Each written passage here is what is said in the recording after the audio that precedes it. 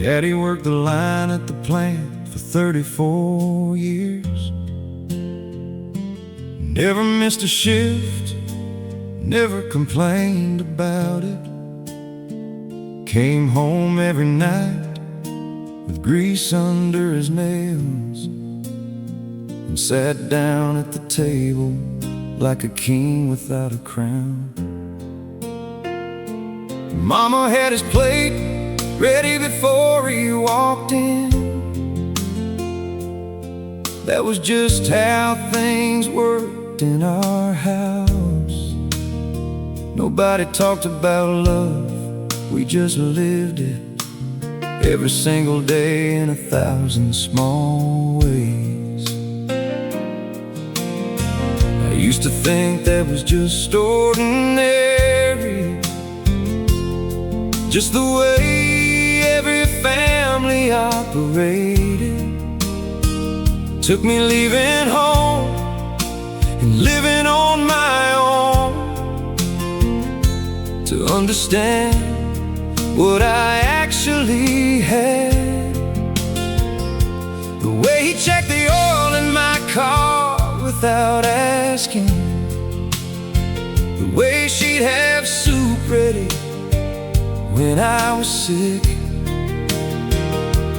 even when I was 25 years old. That's not ordinary, that's everything. Now I'm sitting in his old recliner. The plant closed down 5 years ago. He's retired now, takes walks every morning. Same route, same time, same quiet dignity. This is what raised me, not money, not things. Just two people who showed up every single day. 34 years at a job he didn't love, so that I could grow up and chase what I want. This is the debt I can never repay, except by raising my own kids the same way, with grease under my nails, if that's what it takes. This is what raised me, and I am grateful. My son asked me the other day why Grandpa's hands look so different from mine, rougher, thicker. I told him those are the hands that built this family. One shift, one paycheck, one Tuesday at a time. He's 7 and he doesn't fully understand yet, but someday he will, the way I finally did. That love isn't always loud or said out loud. Sometimes it's just showing up for 34 years. We had a party for his retirement. The whole plant showed up, even the new guys. He cried more than I'd ever seen him cry. Said it went by too fast, all of it did. This is what raised me, not money, not things. Just two people who showed up every single day. 34 years at a job he didn't love, so that I could grow up and chase what I want. This is the debt I can never repay, except by raising my own kids the same way, with grease under my nails, if that's what it takes. This is what raised me, and I am grateful. I asked him once if he ever regretted it, staying in this town, working that same job. He looked at me like I'd asked something strange. Said, son, look around, look at what I built. Not the plant, not the paycheck, you and your sister, and this whole life That's not a sacrifice, that's the whole point. That's not what I gave up, that's what I got. This is what raised me, not money, not things, just two people who showed up every single day. 34 years at a job he didn't love, so that I could grow up and chase what I want. This is the debt I can never repay, except by raising my own kids the same way, with grease under my nails if that's what it takes. And this is what raised me, and I am so grateful. Grease under my nails, and I am so grateful.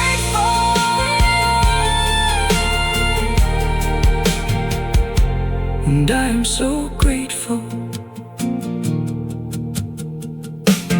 34 years.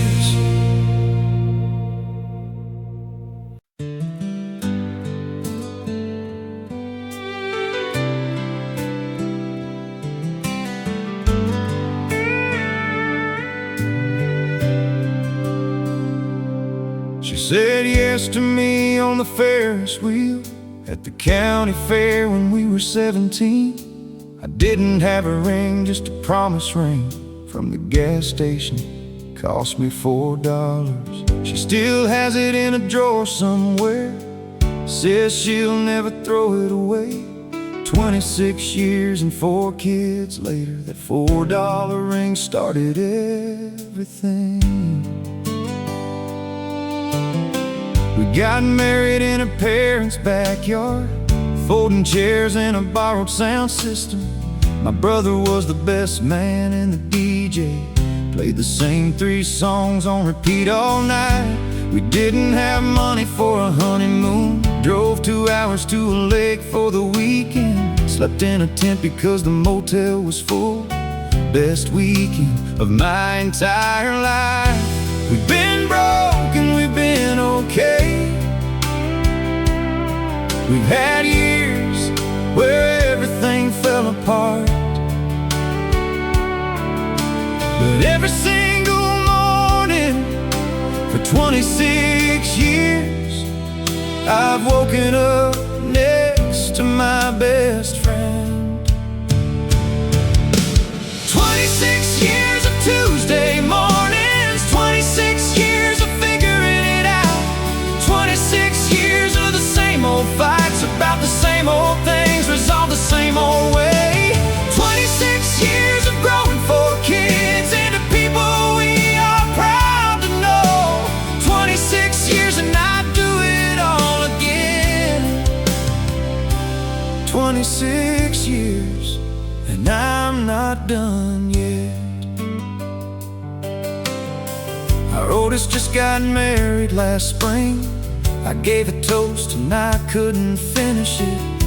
Looked at my wife across the room and saw that same 17-year-old girl from the Ferris wheel. Still there, still her, just with 26 more years of love etched into the lines around her eyes. The most beautiful thing I've ever seen. We've been broke and we've been okay. We've had years where everything fell apart, but every single morning for 26 years I've woken up next to my best friend. 26 years of Tuesday mornings, 26 years of figuring it out, 26 years of the same old fights about the same old things, resolved the same old way. 26 years of growing 4 kids into people we are proud to know.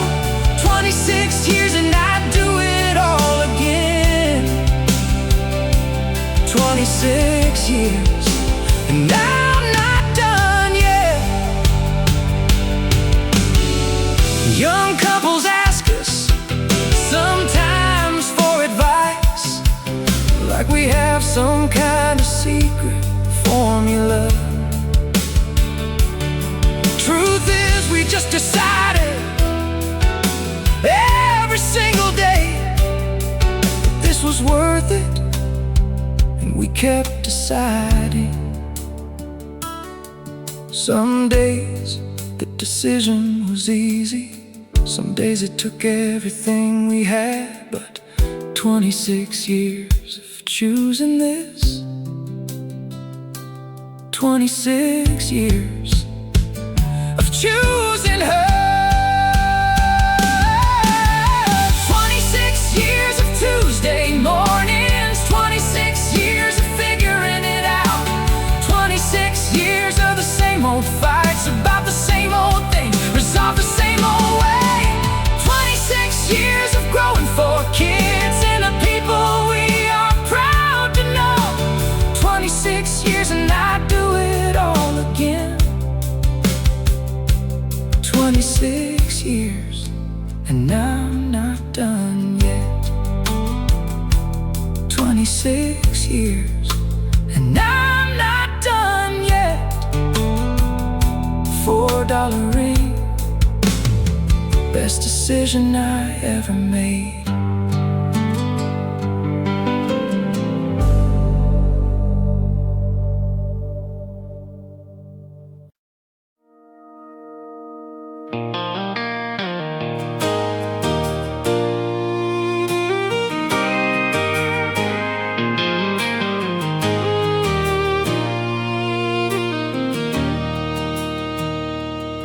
The whole town shows up for the Friday game. Doesn't matter if it's 40 degrees and raining.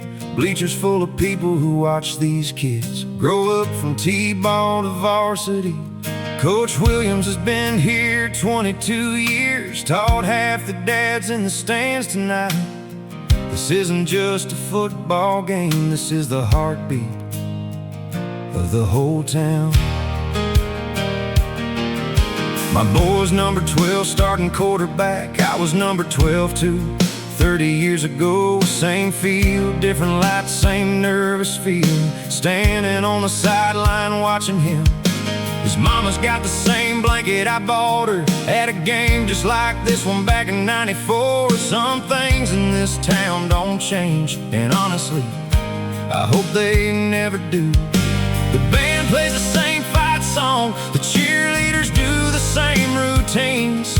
Mrs. Patterson still runs the concession stand, same hot chocolate, same chili dogs. Friday night lights over Main Street, USA, where the whole town becomes one family. For 3 hours every week in the fall, doesn't matter who's winning or who's behind. Everybody's cheering for the same thing, for these kids, for this town, for each other. Friday night lights, it's not about the game, it's about everything the game represents.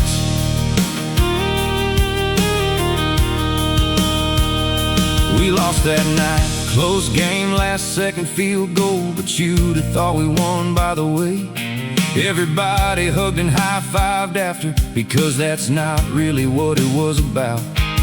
My boy came off that field with his head up. Coach Williams put his arm around him, said, "Son, I'm proud of how you played tonight," and that meant more than any scoreboard could. We went to the diner after like we always do, whole team, whole family's packed in tight, laughing about the game, planning next week. This is what Friday nights are made of here.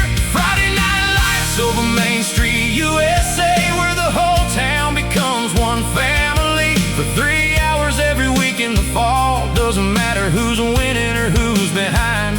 Everybody's cheering for the same thing, for these kids, for this town, for each other. Friday night lights, it's not about the game, it's about everything the game represents.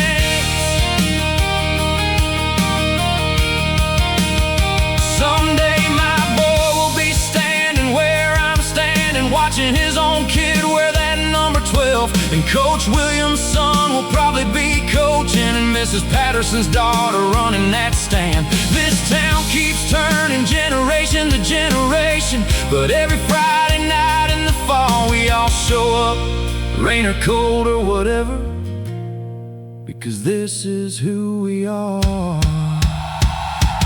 Friday night lights over Main Street, USA, where the whole town becomes one family. For 3 hours every week in the fall, doesn't matter who's winning or who's behind.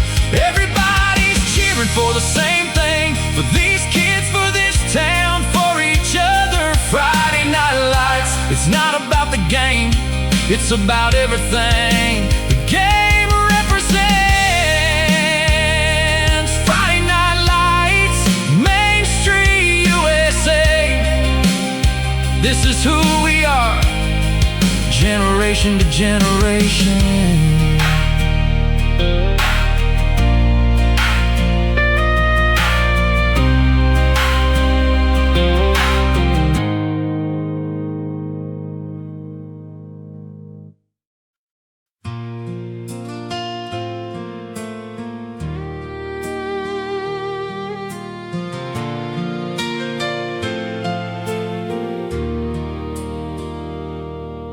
I was 8 years old the first time you took me out to the back 40 before the sun came up, handed me a pair of his old work gloves, way too big, but I wore them anyway. Said, today you're gonna learn how to do this right. I didn't know what right meant yet, but I knew it mattered because of how he said it, like he was handing me something important. For the next 10 years I learned everything: how to read the weather, how to fix the fence, how to know when the cattle were sick before they even showed it, how to work even when you don't feel like it, how to finish what you start, how to be the kind of man people can count on. He never said any of that directly, he just lived it every single day, and I watched. Now I'm 34 and I've got my own back 40, and a boy of my own who's about to turn 8, and I've got a pair of old work gloves sitting by the door waiting. This is how it's passed down, not in speeches, not in lessons, but in mornings before the sun comes up and gloves too big for small hands. This is how it's passed down, from a father to a son to a son, generation after generation, learning how to be the kind of man who shows up, who follows through, who takes care of what's been given to him. This is how it's passed down. Last week I took my boy out to the fence line, handed him my old gloves, way too big. He looked at them, and then he looked at me, and I saw something click, that same thing that clicked in me 26 years ago. I didn't say much, just showed him what to do, patient the way my daddy was patient with me. We worked till noon, and he never once complained. On the way back the house, he asked me, "Dad, when did you learn all this stuff?" I said, "I'm still learning, son. That's the secret nobody tells you." This is how it's passed down. Not in speeches, not in lessons, but in mornings before the sun comes up and gloves too big for small hands. This is how it's passed down. From a father to a son to a son, generation after generation, learning how to be the kind of man who shows up, who follows through, who takes care of what's been given to him. This is how it's passed down. My daddy's gone 6 years now, but I hear him every time I'm out there. In the way I check the fence, the same way he did, in the patience I didn't know I had, until I needed it from my own boy. He's still teaching me even now, through the things he taught me, that I'm now teaching forward. This is how it's passed down. Not in speeches, not in lessons, but in mornings before the sun comes up and gloves too big for small hands. This is how it's passed down. From a father to a son, generation after generation, learning how to be the kind of man who shows up, who follows through, who takes care of what's been given to him. This is how it's passed down.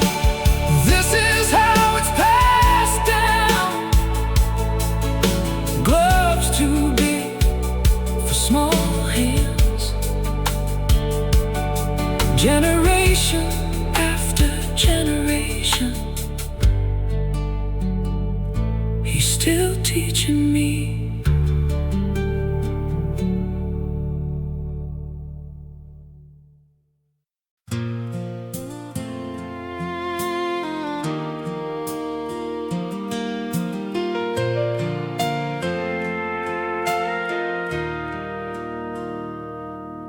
Mrs. Henderson taught 3rd grade for 41 years, in the same classroom, same building, same town.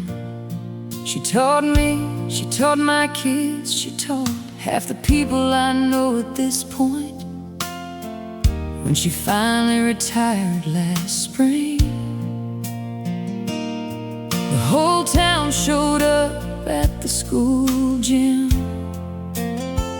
3 generations of students in one room, all of them with their own Mrs. Henderson story.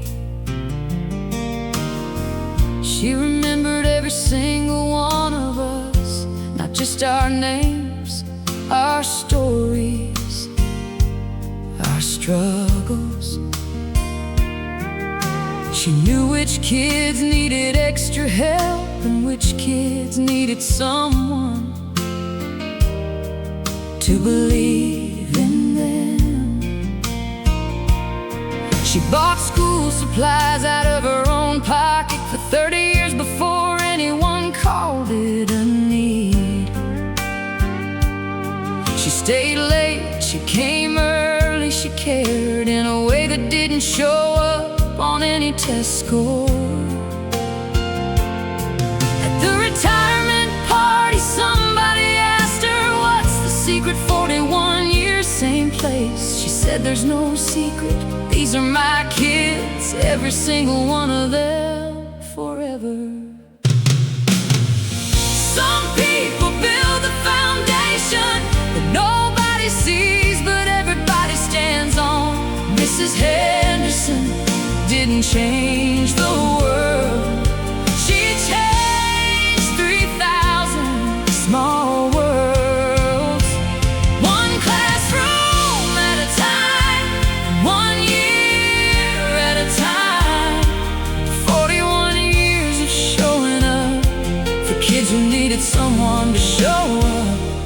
that's not small, that's everything.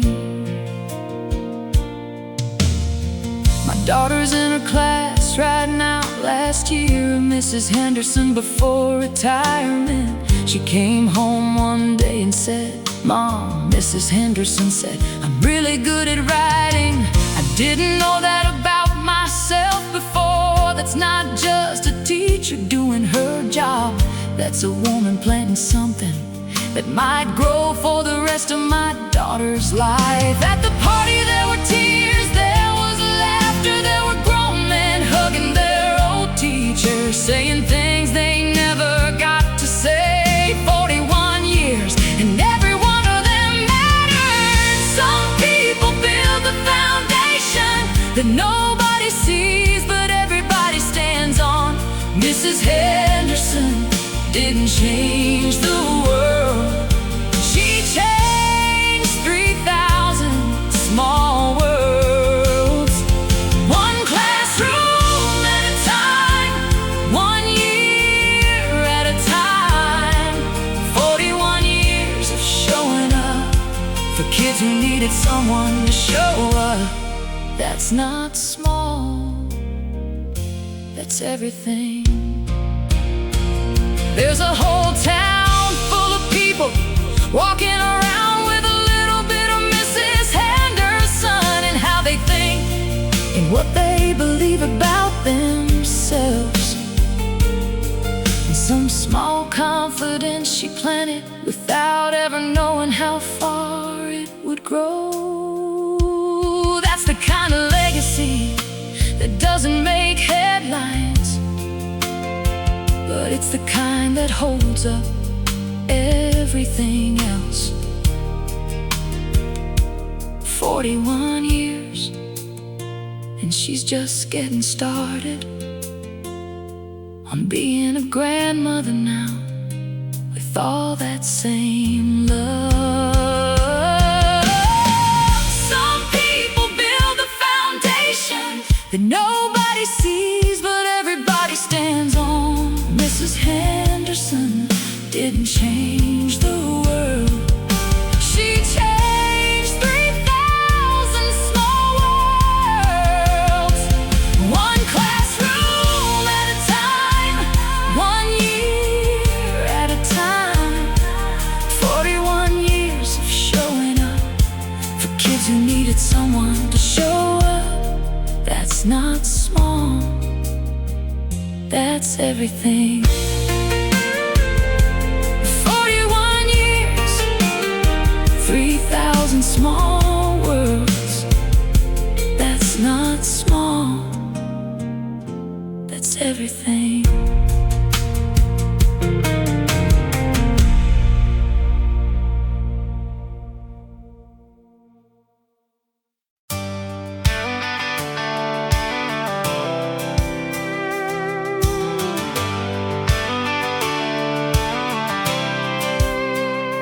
Fourth of July parade is 2 blocks long, same route since 1962. Fire trucks, the high school band, a few old tractors. Veterans walking, some now in wheelchairs. The whole town lines Main Street with lawn chairs. Kids with flags, dads with grills already going. This town doesn't have much to brag about, except this, except each other. Old Mr. Garcia carries the flag every year. He's 91, served in Korea. Takes him longer now, but he won't let anyone help.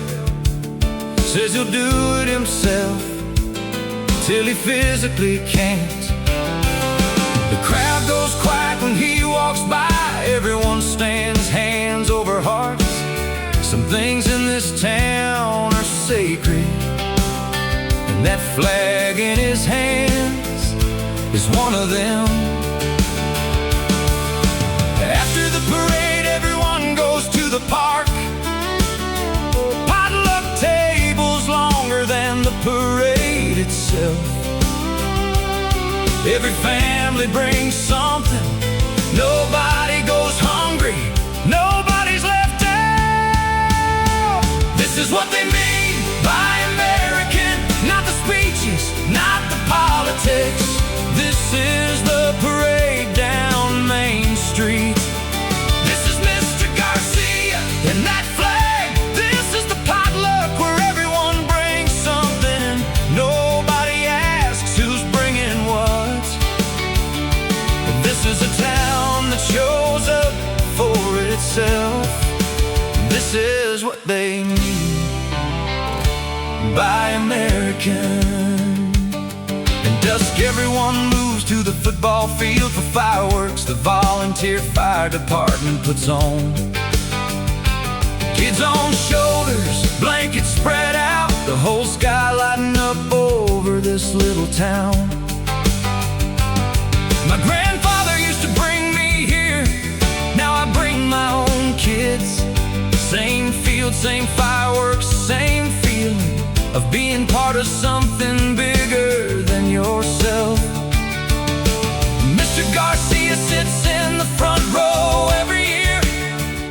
Kids come up just to shake his hand.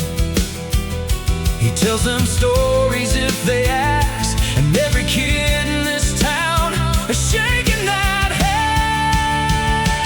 This is what they mean by American. Not the speeches, not the politics. This is the parade down Main Street. This is Mr. Garcia and that flag. This is the potluck where everyone brings something and nobody asks who's bringing what. This is a town that shows up for itself. This is what they mean by American. We don't all agree on everything in this town. Never have, probably never will. But on the 4th of July, none of that matters. Everybody's just a neighbor for one day. That flag means something different to everyone, but everyone still stands when it goes by. That's not nothing in a world full of division. That's actually everything. This is what they mean by American. Not the speeches, not the politics. This is the parade down Main Street. This is Mr. Garcia and that flag. This is the potluck where everyone brings something. Nobody asks who's bringing what. This is a town that shows up for itself. This is what they mean by American. This is what they mean by American. Mr. Garcia and that flag. This town shows up.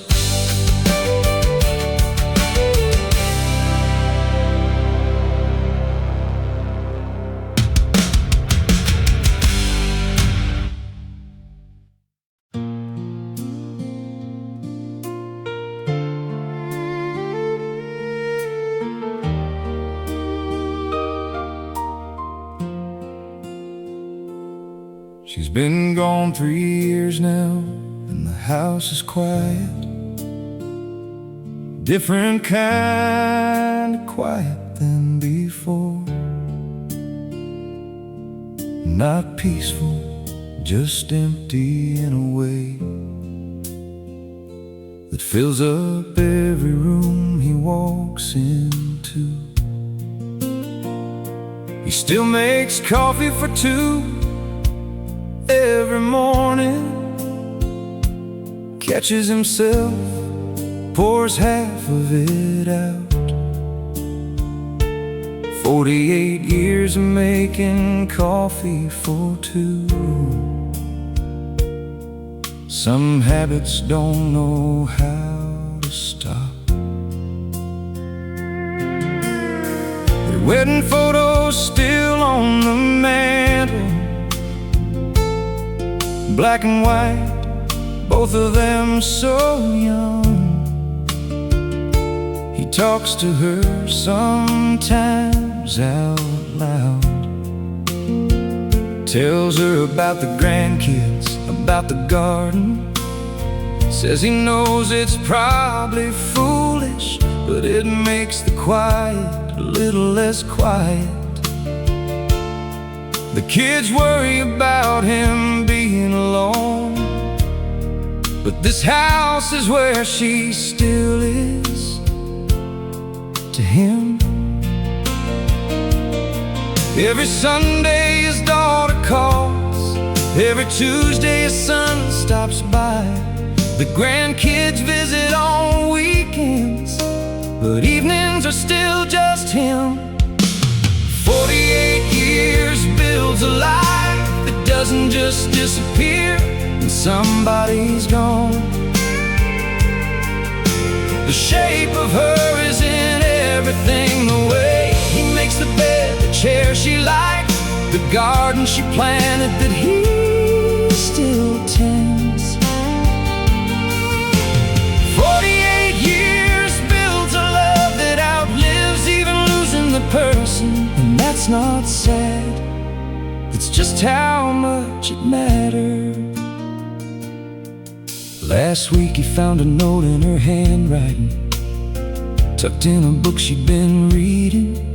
Just a grocery list, nothing special. But he sat there for an hour holding it. His daughter found him like that, didn't say anything, just sat down beside him, held his hand, looked at the list with him. Sometimes that's all you can do, just be there. He still wears his wedding ring, says he'll wear it till the day he joins her. The grandkids ask him about grandma, and his whole face changes when he talks about her. 48 years builds a life that doesn't just disappear when somebody's gone. The shape of her is in everything, the way he makes the bed, the chair she liked, the garden she planted that he still tends. 48 years builds a love that outlives even losing the person. And that's not sad, that's just how much it matters. Someone asked him once if it gets easier. He thought about it for a long time, said no, but it gets more familiar. You learn how to carry it, and some days the missing her feels almost like she's still here. Because 48 years means she's part of how I see everything now. 48 years builds a life that doesn't just disappear when somebody's gone. The shape of her is in everything, the way he makes the bed, the chair she liked, the garden she planted that he still tends.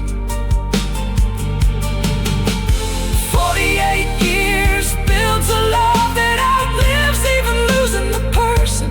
And that's not sad, that's just how much it mattered. 48 years. The shape of her is in everything, that's just how much it mattered. I still make coffee for two.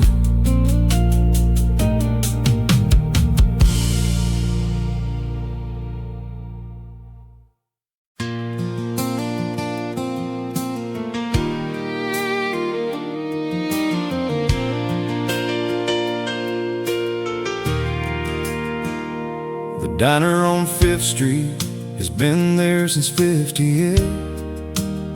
Same booth, same counter, same bell on the door. Rosie's been the owner for the last 30 years. Inherited it from her mother, who started it. Everybody in town has a regular order. Mine's been the same since I was 16. 2 eggs, bacon, wheat, toast, coffee black. Rosie has it ready before I even sit down. This is where the farmers meet before sunup. This is where the old men argue about everything. This is where teenagers go after the game. This is where families celebrate birthdays. This is where people come when they're sad, and nobody asks why. They just bring extra pie. This diner has seen this whole town through every single thing that's happened to it. When the factory closed, this is where people sat, trying to figure out what came next. When the tornado came through in '09, this is where the town gathered, fed everyone for free. Some places hold a town together better than any government or program ever could. This diner on the corner of 5th and Main has been the heart of this place for 66 years. Rosie knows everybody's name. Rosie knows everybody's story, and every cup of coffee she pours is pouring a little bit of community. Rosie's getting older now, talks about retiring, but she says, who would even take it over? I told her I would if she ever wanted. She looked at me for a long minute and said, you always did love this place, didn't you? I said, Rosie, this place raised me, same as my own house did, maybe more in some ways. She's training me on weekends now, learning her recipes, learning her regulars, learning the way to what this place means to everyone who walks through that door. Some places hold a town together better than any government or program ever could.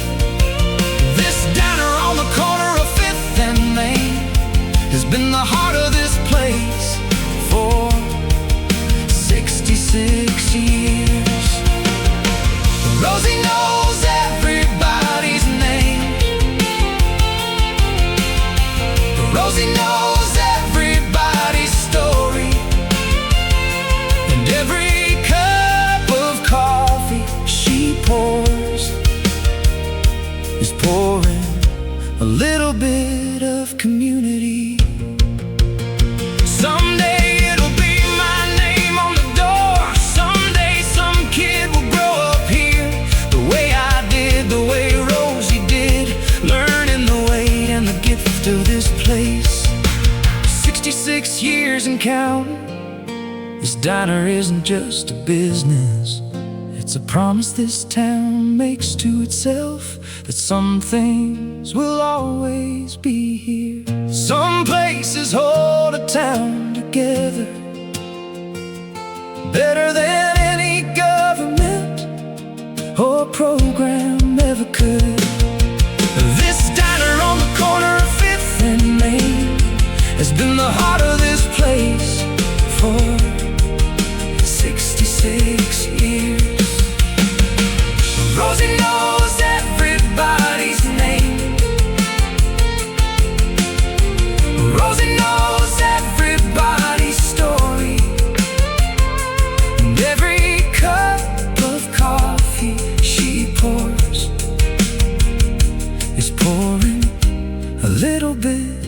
community. 66 years, the heart of this place. Some things will always be here. Rosie knows everybody's name.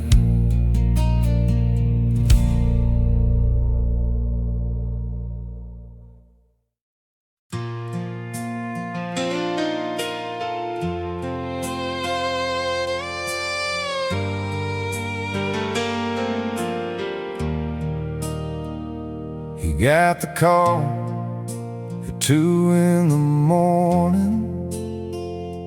Drove 4 hours through the night without stopping.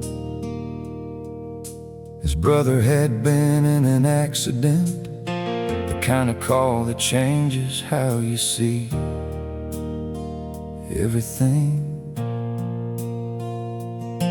He walked into that hospital room and saw his brother hooked up to machines, the same brother he hadn't really talked to in almost 3 years over something stupid.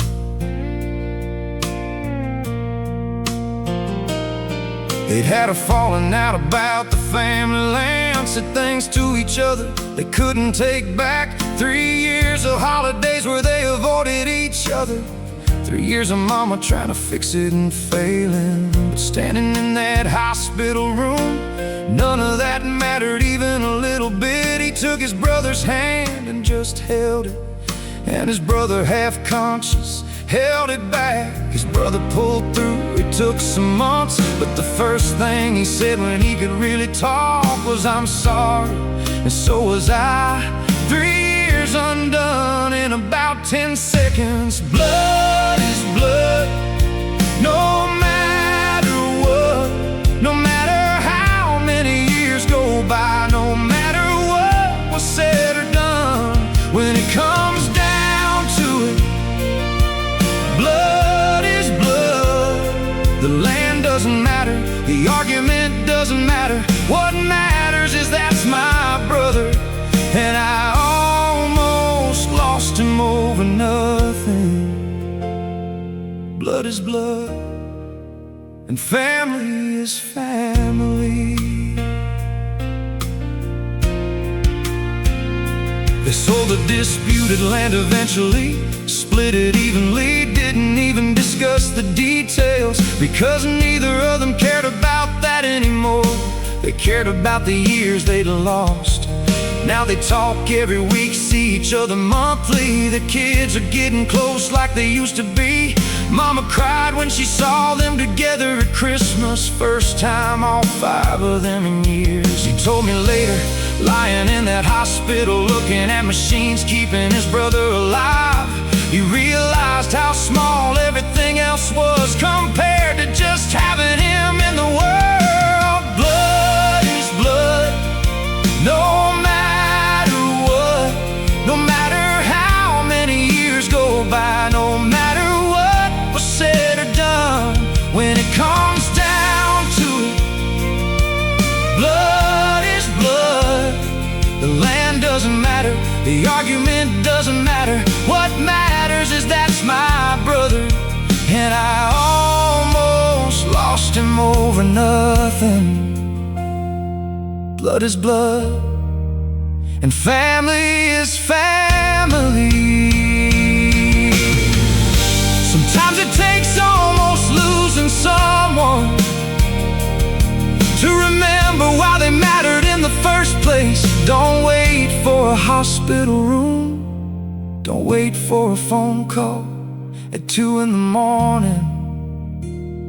Whatever the fight was about, it's probably smaller than you think, and the person on the other side of it is probably more important than you've let yourself feel. Blood is blood, no matter what. No matter how many years go by, no matter what was said or done. When it comes down to it, blood is blood. The land doesn't matter, the argument doesn't matter. What matters is that's my brother, and I almost lost him over nothing.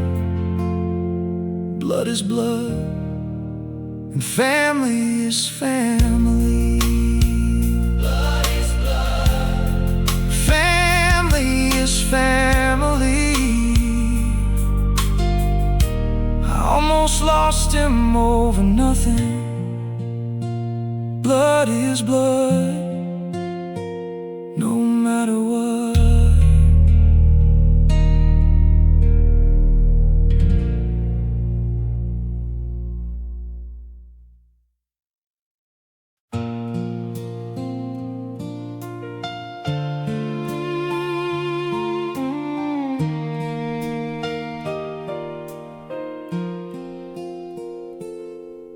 My grandmother's quilt has 42 squares, each one made from a piece of someone's clothes. My grandfather's work shirt, my mother's prom dress, a piece of the dress my grandmother wore at her own wedding 70 years ago. She made it the winter after my grandfather died. Said she needed something to do with her hands, while her heart figured out how to keep going. Every square tells a story if you know it. This square is from the shirt he wore the day they got married, kept it all those years. This square is from the baby blanket that wrapped every one of her 6 children. The square is from the dress my aunt wore the last Christmas before she passed too young. This quilt isn't fabric, it's our whole family. It's been on every bed in our family. At some point, comfort during sickness, warmth during hard winters, presence during grief. That quilt has been there for everything. 42 squares, 42 stories, stitched together by hands that loved hard. This isn't decoration, this isn't an heirloom. This is generations wrapped around you. When you're cold, when you're scared, when you're sad, this quilt has been keeping this family warm in every sense of that word for almost 70 years now. When my daughter was born premature, that quilt was the first thing that touched her skin. Outside the hospital, my grandmother insisted, said this baby needs to know she's part of something. She's 12 now, and she knows every square, knows the stories, can point to her own. The piece of fabric from the gown she wore at her baptism, sewn in last year. My grandmother's hands don't work like they used to,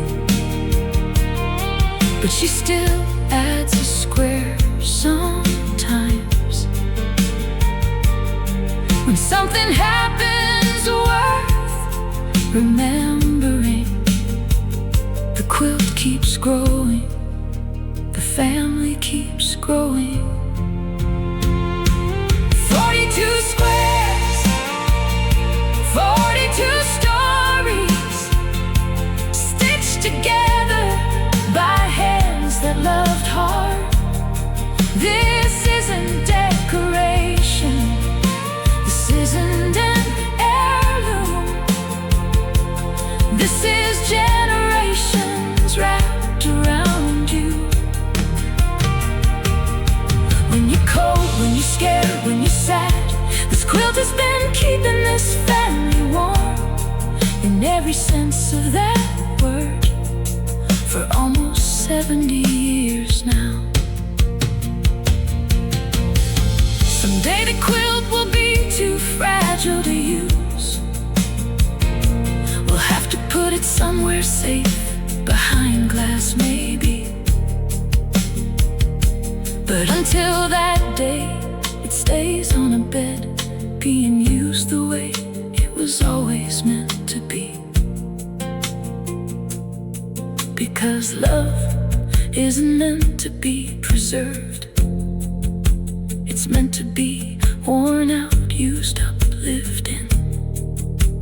42 squares and counting. This family isn't done adding to it yet.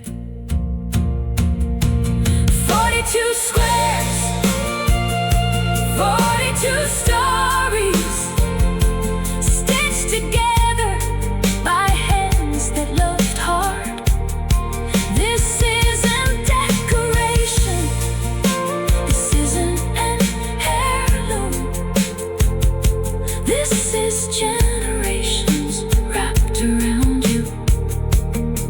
When you're cold, when you're scared, when you're sad, this quilt has been keeping this family warm, in every sense of that word, for almost 70 years now.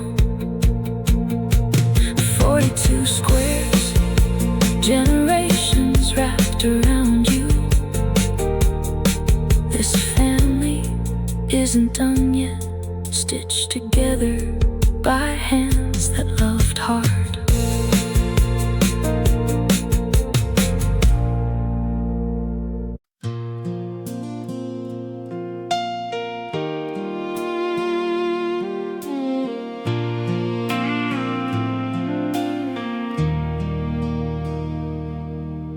The hospital called at 11 on a Tuesday.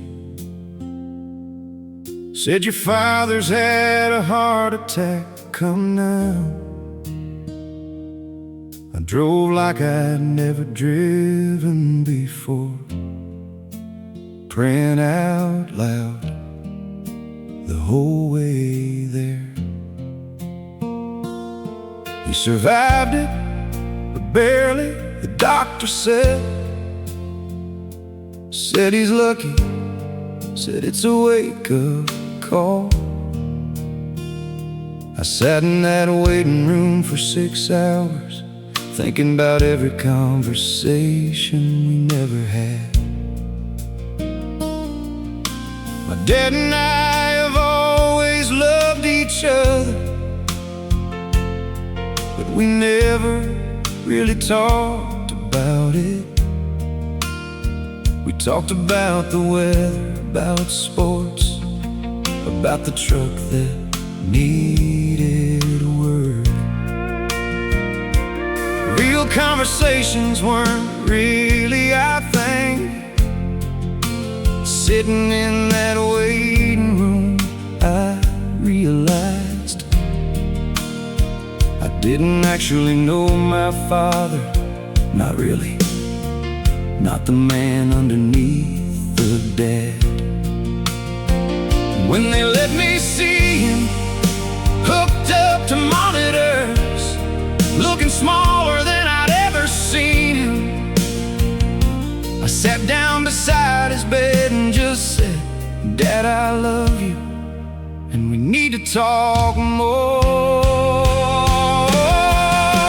We don't get unlimited time with anyone. Even the people we assume will always be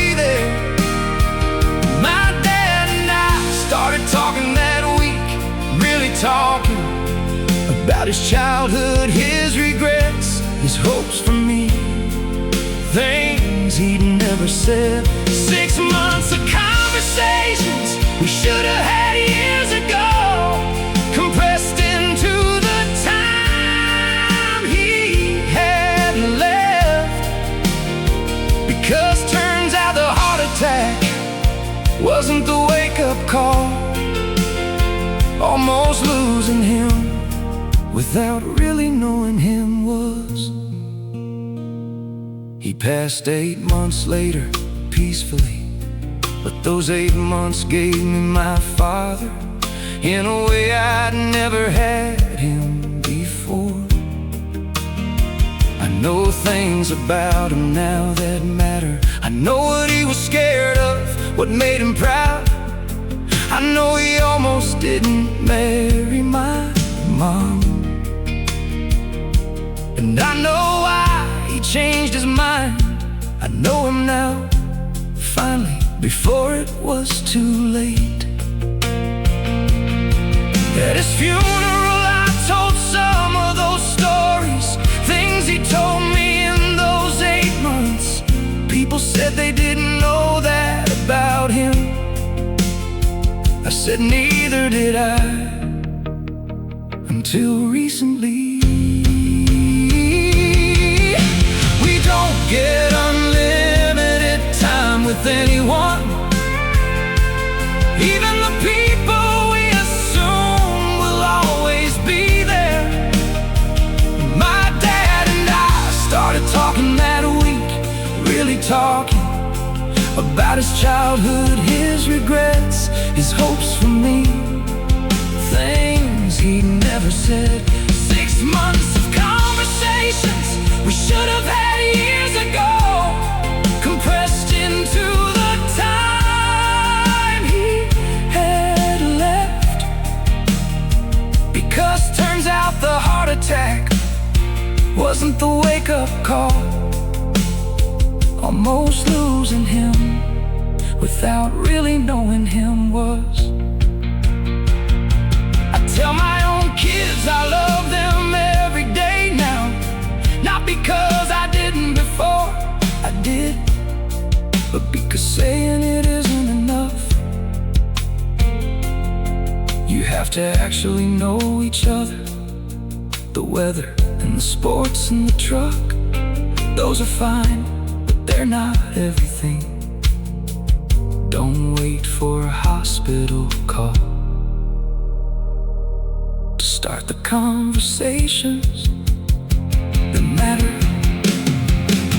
We don't get unlimited time with anyone, even the people we assume will always be there. My dad and I started talking that week, really talking about his childhood, his regrets, his hopes for me, things he'd never said. 6 months of conversations we should have had years ago, compressed into the time he had left. And those 6 months are some of the best months of my entire life, because I finally knew my dad. We don't get unlimited time. Don't wait for the wake-up call. I finally knew my dad. 6 months that changed everything.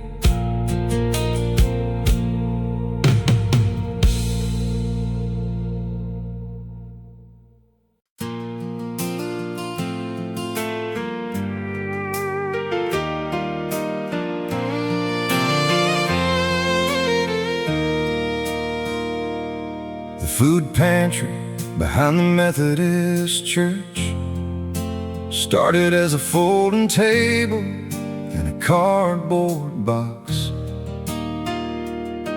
20 years ago when the mill first closed, and half the town didn't know how they'd eat.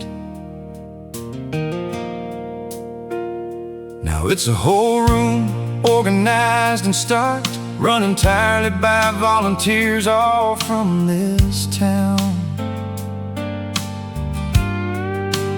Open every Wednesday, no questions asked, no paperwork, no judgment, just help.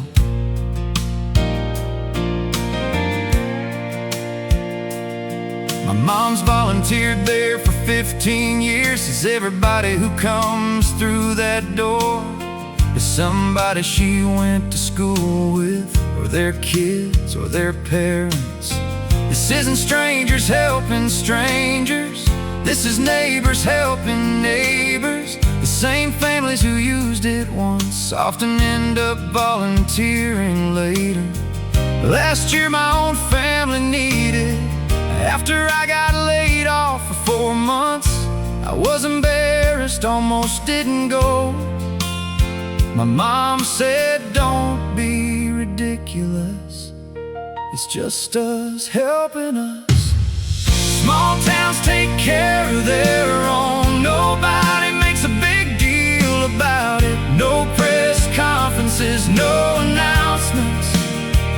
Just a folding table that became a room, that became a lifeline for this whole town. 20 years of neighbors helping neighbors.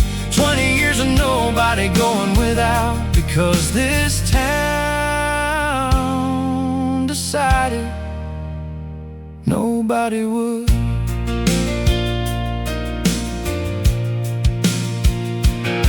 I went back to volunteering once I got back on my feet. Felt right to give back what had been given. A man came in last week, embarrassed like I'd been. I told him my own story, told him it's just us, helping us like it's always been.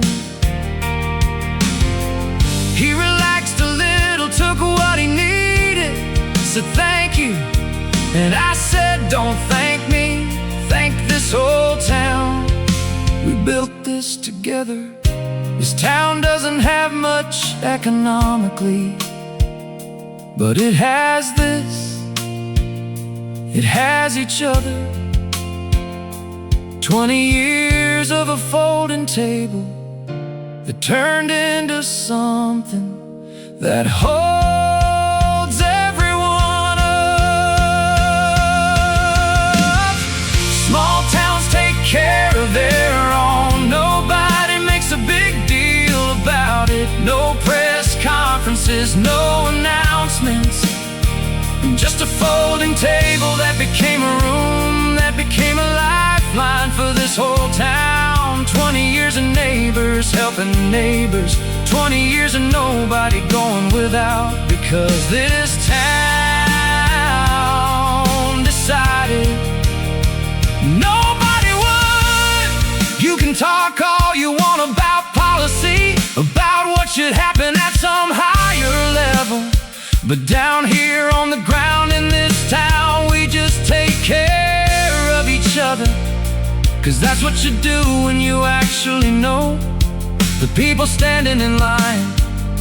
'Cause that's what you do when this is home, and everyone in it is family, one way or another. Small towns take care of their own. Nobody makes a big deal about it. No press conferences, no announcements. Just a folding table that became a room, that became a lifeline for this whole town. 20 years of neighbors helping neighbors. 20 years of nobody going without, because this town decided nobody would. Small towns take care of their own. Neighbors helping neighbors. This town decided nobody would go without.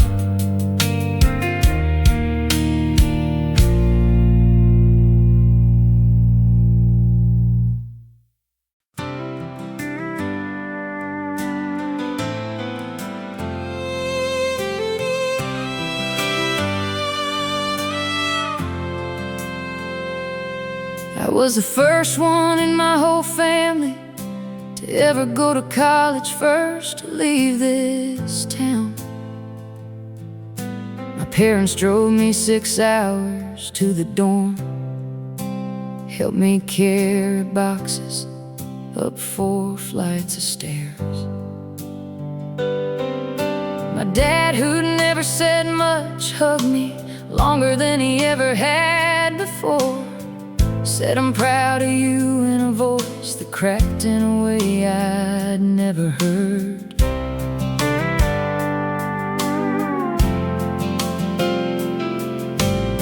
Four years later I graduated, whole family drove out for it, packed the car. My grandparents had never been on a college campus,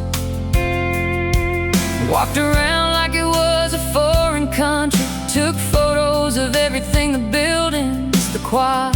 My grandmother cried during the ceremony, said her granddaughter, a college graduate, like it was the most impossible thing.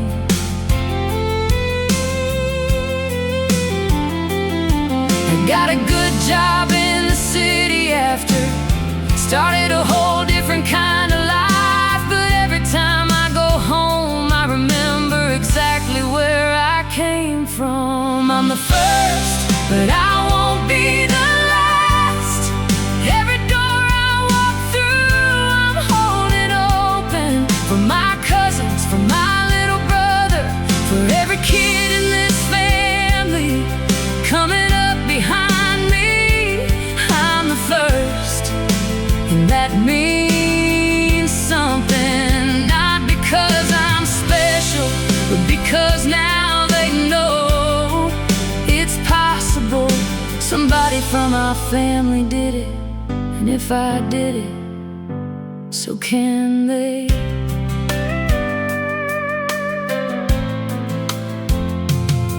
My little brother's in college now too. He calls me sometimes, asks for advice about things I had to figure out alone. I'm so glad he doesn't have to. My cousin's daughter is applying this year. She told her mom, if cousin Sarah did it, I can too. That's the thing about being first, you become a map for everyone after. My parents never went to college, but they worked extra jobs to help pay for mine. They didn't get to walk that path themselves, but they built the road for me to walk it. I'm the first, but I won't be the last. Every door I walk through, I'm holding open for my cousins, for my little brother, for every kid in this family coming up behind me. I'm the first, and that means something. Not because I'm special, but because now they know it's possible. Somebody from our family did it, and if I did it, so can they. Sometimes being first is lonely. Nobody in your family understands exactly what you're going through, what it cost, what it means. You're figuring it out alone, but that loneliness is the price of making it less lonely for everyone after you. And honestly, that's worth it. That's more than worth it. I'm the first, but I won't be the last. Every door I walk through, I'm holding open for my cousins, for my little brother, for every kid in this family coming up behind me. I'm the first, and that means something. Not because I'm special, but because now they know it's possible. Somebody from our family did it, and if I did it, so can they. I'm the first, but I won't be the last. If I did it, so can they? Holding the door open.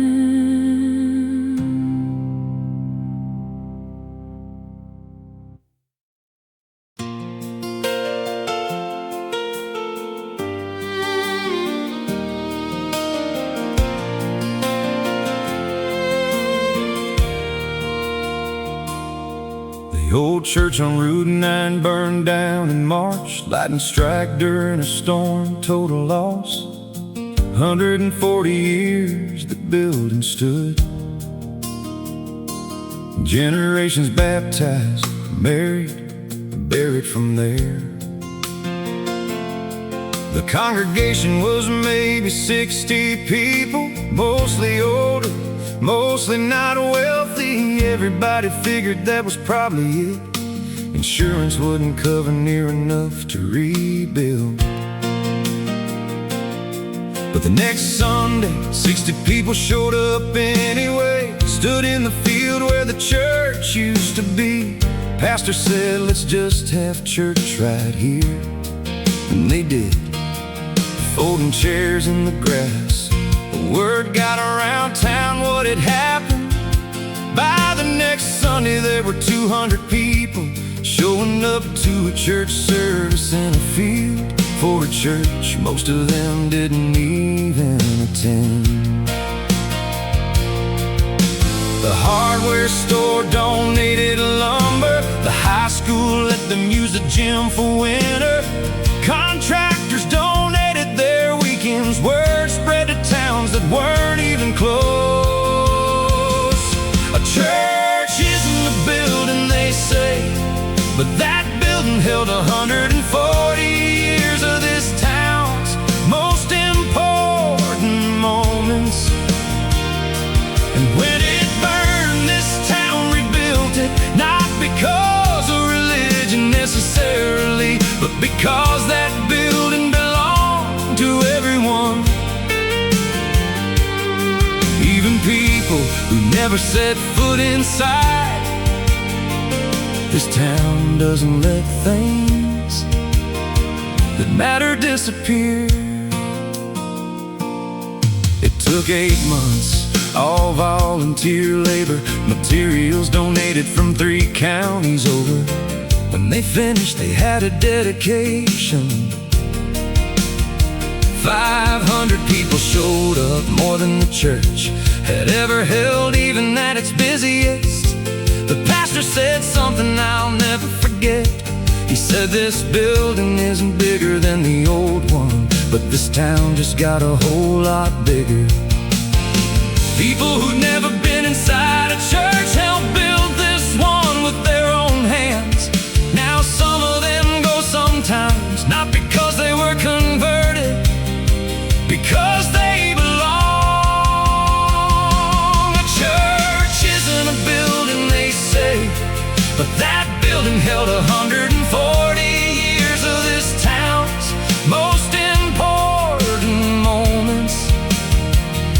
And when it burned, this town rebuilt it, not because of religion necessarily, but because that building belonged to everyone.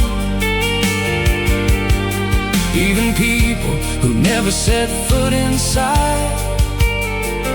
This town doesn't let things that matter disappear. There's a plaque now with everyone's name who helped build it. Doesn't matter their faith, doesn't matter if they go on Sundays. What matters is they showed up when it counted. That's the real church, some would say. The one that happens before the building exists. The one made of people deciding together that some things are worth saving. A church isn't a building, they say, but that building held 140 years of this town's most important moments. And when it burned, this town rebuilt it, not because of religion necessarily,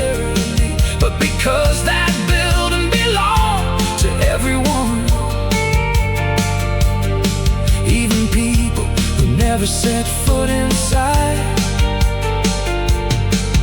This town doesn't let things that matter disappear. The church isn't a building. This town doesn't let things that matter disappear. 500 people showed up.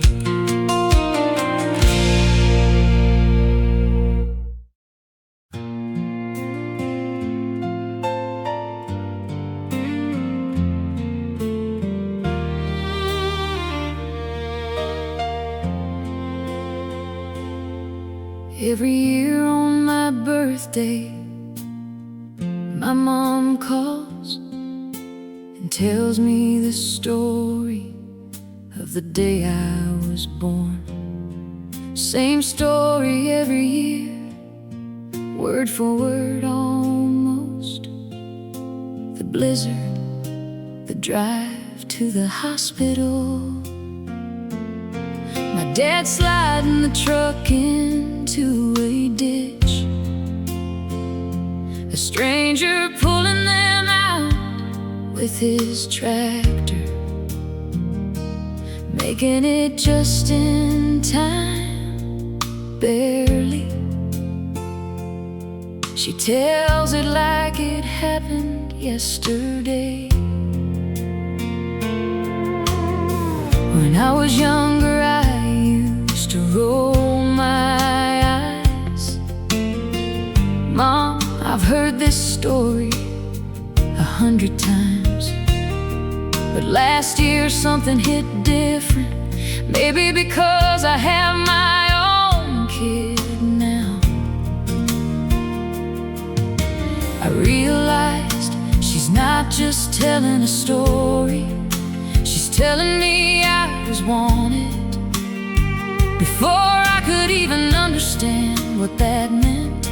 She was already fighting for me to exist. This year she called like always, started telling the story again. And for the first time I just listened, really listened, all the way through. Every year the same story, 'cause every year the same love. Some things are worth repeating, not because we forget, but because we need to hear them again, to be reminded that before we did anything, before we earned anything, somebody fought through a blizzard just to make sure we got the chance to try. At the end of the story this year, she said something new. She said, you know, that stranger with the tractor, we never even got his name, but he might be the reason you're alive.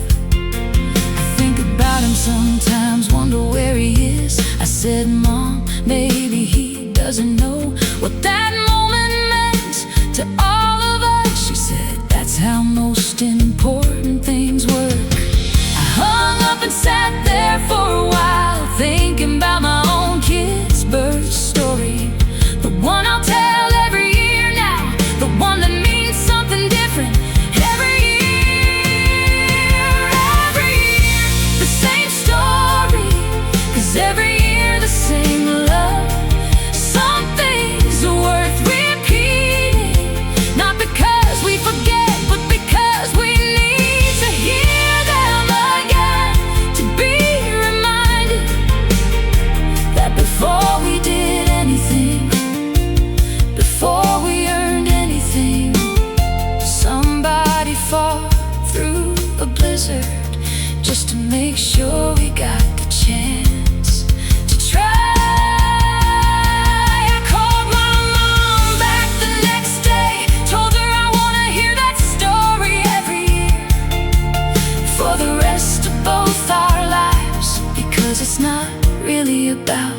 blizzard.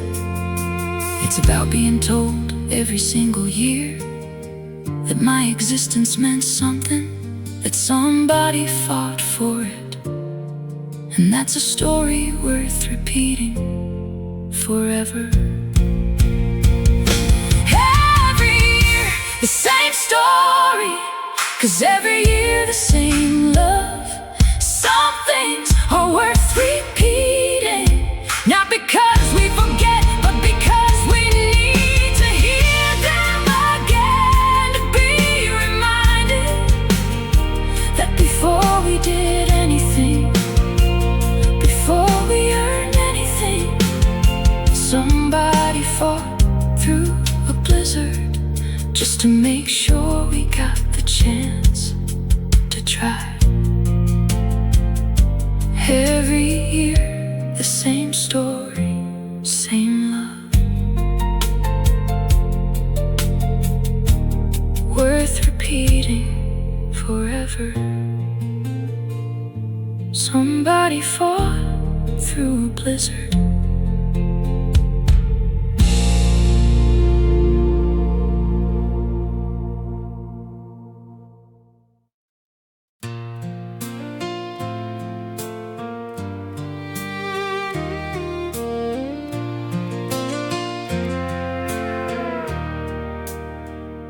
The men's breakfast at the diner is every Thursday. 6 a.m. been going on for almost 30 years. Started as 4 guys, now it's 12 regular.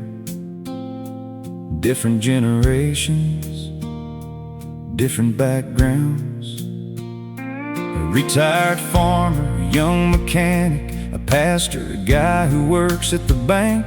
Don't have much in common except this town and 30 years of Thursday mornings. They talk about everything and nothing, sports, weather, somebody's grandkid. But underneath the small talk is something else. This is where men in this town actually talk about what's going on without making it a big deal. If somebody's struggling, the group knows, and the group shows up quietly. When my dad lost his job last year, he started showing up to that breakfast.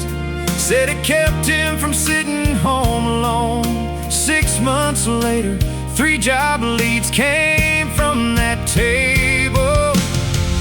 Thursday morning at 6 a.m., 12 guys and a pot of coffee. This isn't a support group, nobody calls it that, but that's exactly what it is.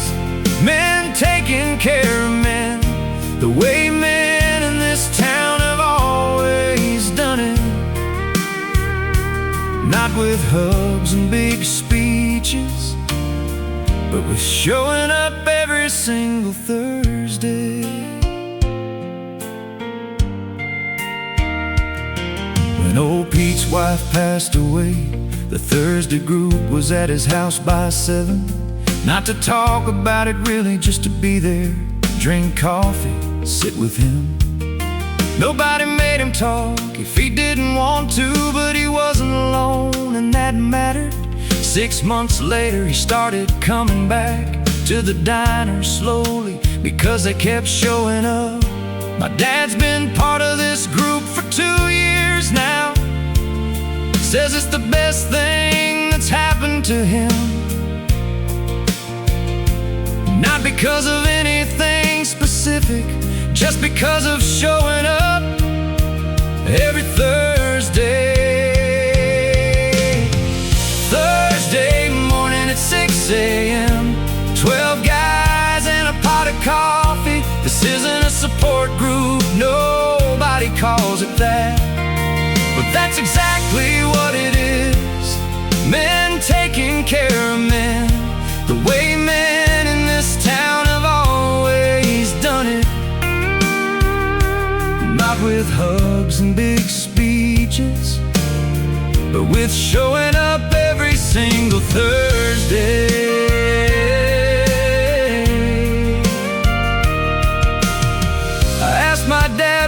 what they actually talk about. He said, honestly, mostly nonsense. But he said the nonsense isn't the point. The point is 12 guys know that every Thursday, no matter what, there's a place where they belong. And sometimes that's all a person needs to get through whatever they're getting through. Thursday morning at 6 a.m., 12 guys and a pot of coffee. This isn't a support group, nobody calls it that, but that's exactly what it is. Men taking care of men, the way men in this town have always done it. Not with hugs and big speeches, but with showing up every single Thursday. Thursday morning at 6 a.m. 12 guys and a pot of coffee, showing up every single Thursday. That's all a person needs.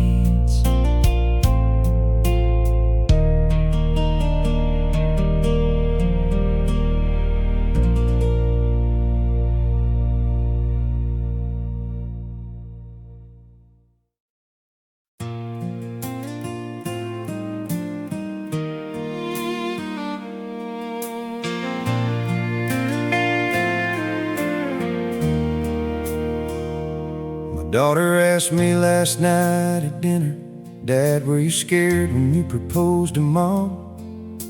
I laughed and said, terrified. Why? She said, because Jake asked me to homecoming today. And I said yes, and now I'm terrified. And I realized she's 16, and she's asking me about fear and love, like I might actually have an answer. I told her the truth, I was 22, had the ring for 3 weeks, couldn't find the moment. Finally just blurted it out at a gas station. Not romantic at all, but it was real. She laughed so hard, said, that's terrible, Dad. I said, I know, but your mom said yes anyway.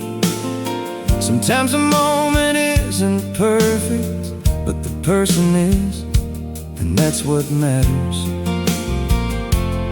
She got quiet for a minute, then said, how do you know if someone's the right person? I thought about it longer than I expected to. I said, honey, I don't think you'll know. Not for sure, not at 16. Maybe not ever completely, but you'll know if they make you better, if they make you laugh at yourself, if they're still kind when things are hard. That's not the whole answer, but it's the only one I've got, and it's gotten me 24 years so far. She asked if I ever doubted, ever almost didn't. I said every couple does, that's normal. The difference isn't doubt or no doubt, it's what you do when the doubt comes. Your mom and I, we talk about it.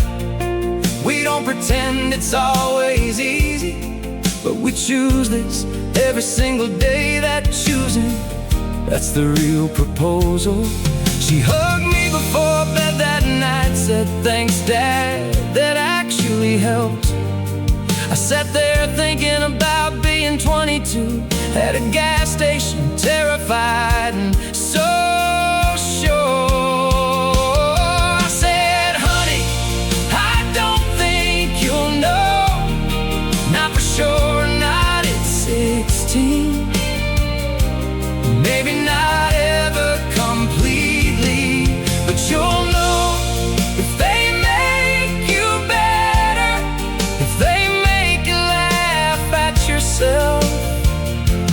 They're still kind when things are hard.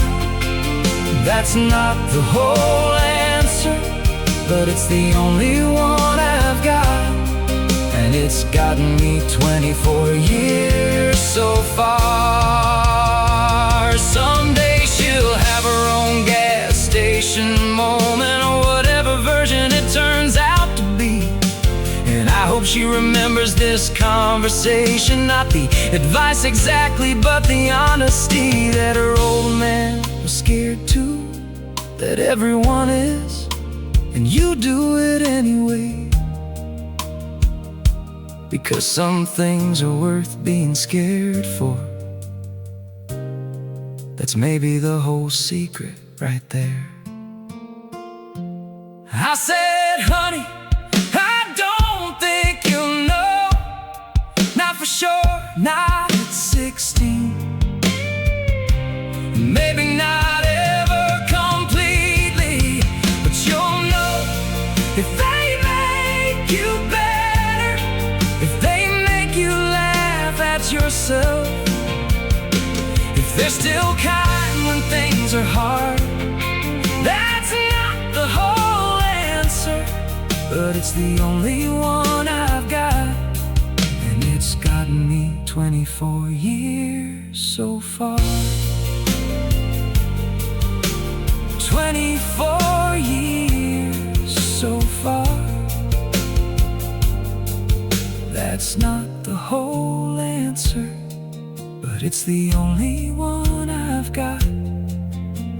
Some things are worth being scared for.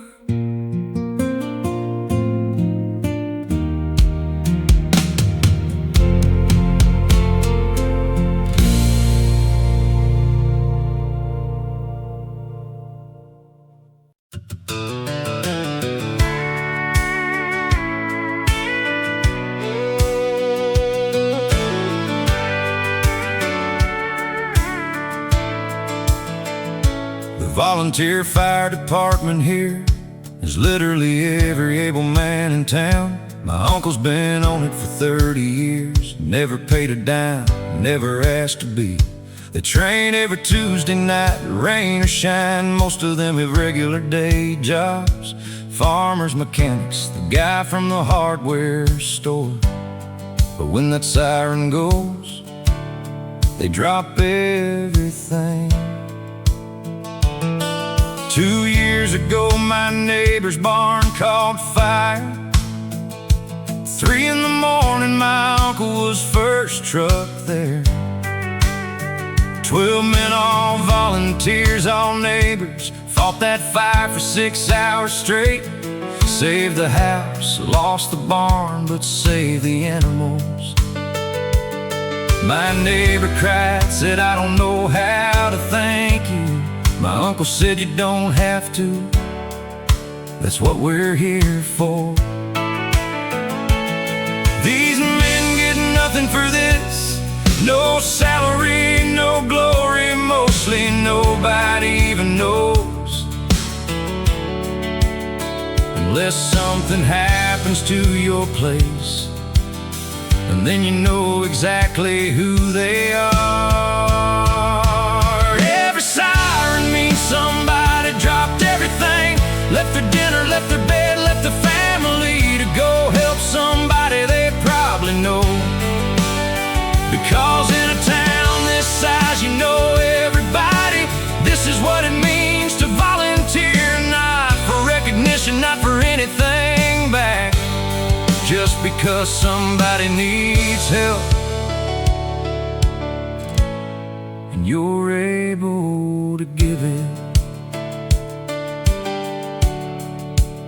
My uncle's getting older, can't do what he used to, but he still shows up every Tuesday, trains the younger guys now, passes it down the same way it was passed down to him. His son joined last year, 22 years old. First fire he went to was a car accident. He came home shaking, my uncle sat with him, said it gets easier, but it never gets easy. And and that's actually a good thing. There's no big ceremony for these guys, no parade, mostly just a thank you sign at the edge of town that's been there for years. Volunteer fire department, thank you. Every siren means somebody dropped everything, left their dinner, left their bed, left their family to go help somebody they probably know. Because in a town this size, you know everybody. This is what it means to volunteer, not for recognition, not for anything back, just because somebody needs help and you're able to give it. I asked my uncle once why he's done this for 30 years, for free, with no real recognition. He said, because if I don't, who does? This town doesn't have the budget for paid firefighters, so it's us or it's nobody. And nobody isn't an option, not when it's your neighbors, your friends, not when it could be your own house someday. Every siren means somebody dropped everything, left their dinner, left their bed, left their family to go help somebody they probably know. Because in a town this size, you know everybody. This is what it means to volunteer, not for recognition, not for anything back, just because somebody needs help and you're able to give it. Every siren means somebody dropped everything. Nobody isn't an option. That's what we're here for. 30 years and counting.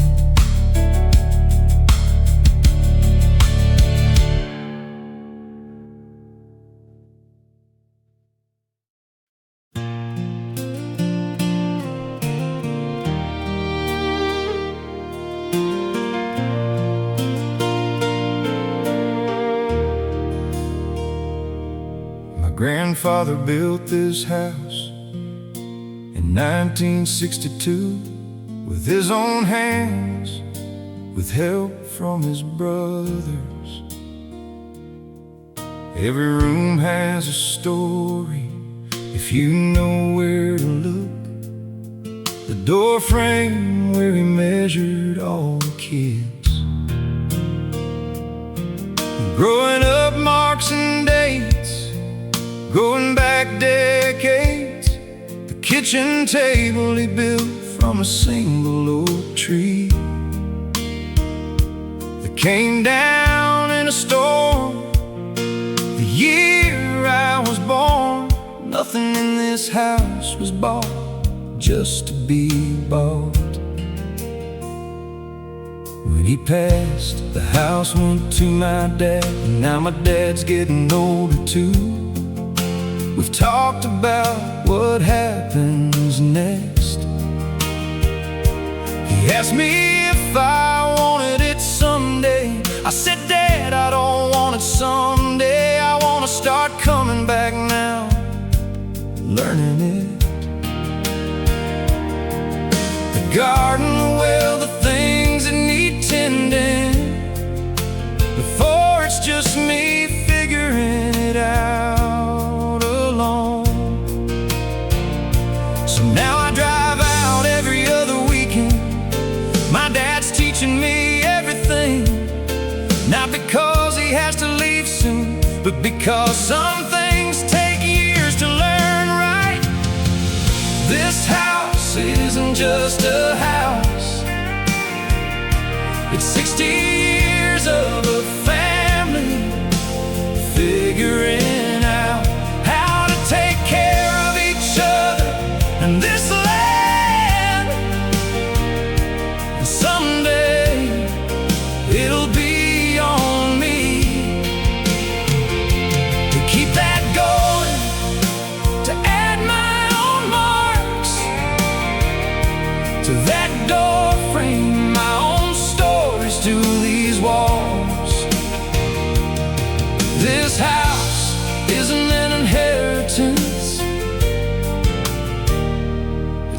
responsibility, and I want it. My own kids love coming out here. My daughter found the mark on the door frame from when I was her age, exactly her height. She asked if she could be measured too. My dad got out the same pencil he's used for 60 years, marked her height, wrote the date. 4 generations now on that door frame. This house just keeps growing its story. I asked my dad if he's scared about someday not being here, the house going to me. He said no. He said he's grateful that I want it, that I understand what it is. This house isn't just a house.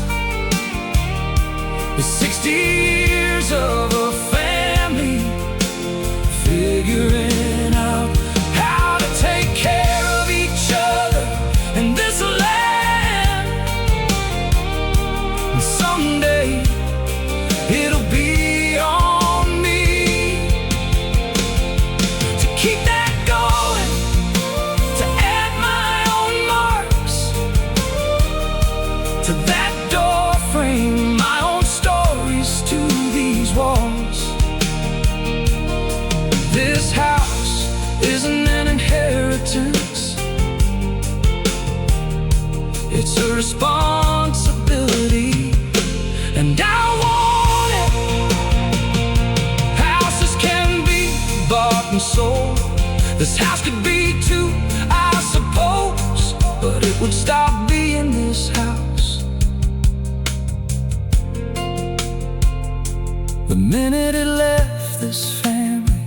60 years of marks on a door frame, 60 years of a table built from one oak tree, 60 years of this being the place where everyone always comes back to. This house isn't just a house, it's 60 years of a family figuring out how to take care of each other in this land. And someday it'll be on me to keep that going, to add my own marks to that door frame, my own stories to these walls. This house isn't an inheritance, it's a responsibility, and I want it. This house isn't just a house, 60 years and counting. My own marks on that door frame, the place everyone comes back to.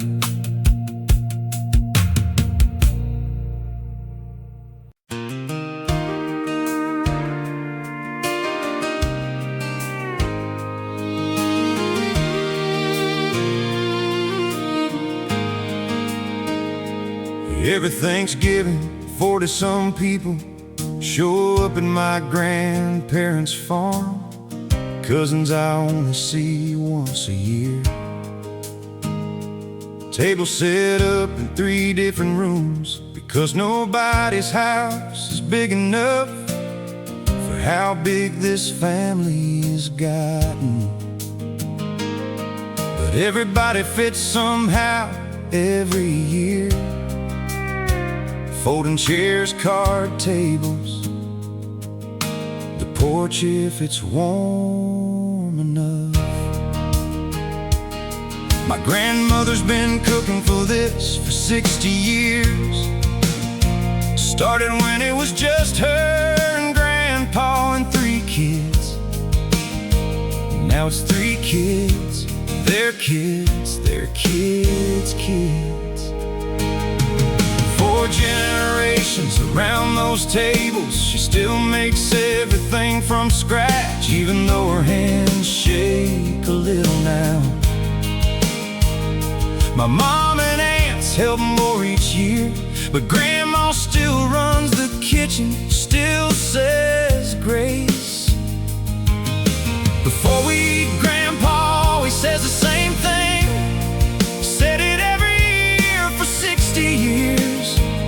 Says, look around this table, this is what we work for. 40-some people, 3 rooms, 1 family, going back 4 generations now. Some year somebody's missing, lost or moved too far.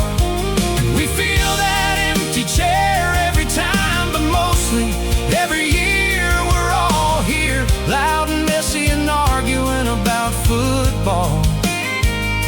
And grateful, even when we don't say it out loud. This is what we worked for. My grandfather's not as strong as he used to be. Last year he had to sit while he said grace, but he said it anyway, same words. Look around this table, this is what we worked for.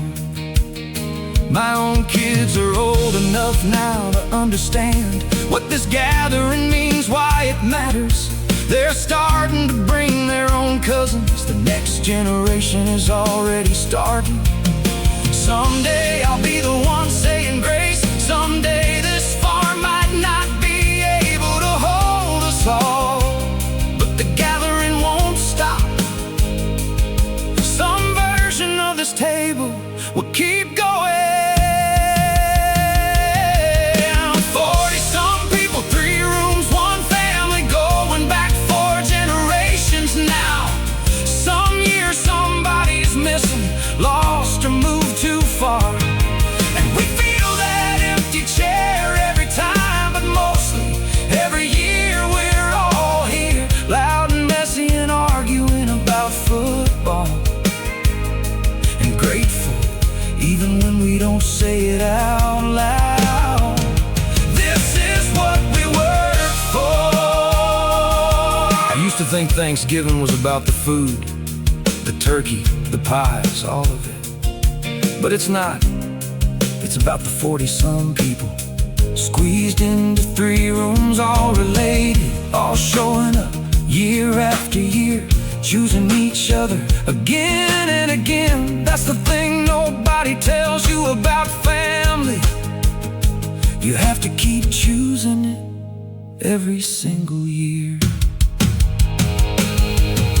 40-some people, 3 rooms, 1 family, going back 4 generations now. Some year somebody's missing, lost or moved too far. And we feel that empty chair every time, but mostly every year we're all here, loud and messy and arguing about football. And grateful, even when we don't say it out loud. This is what we worked for. This is what we worked for. 40-some people, 1 family, choosing each other every single year. This is what we worked for.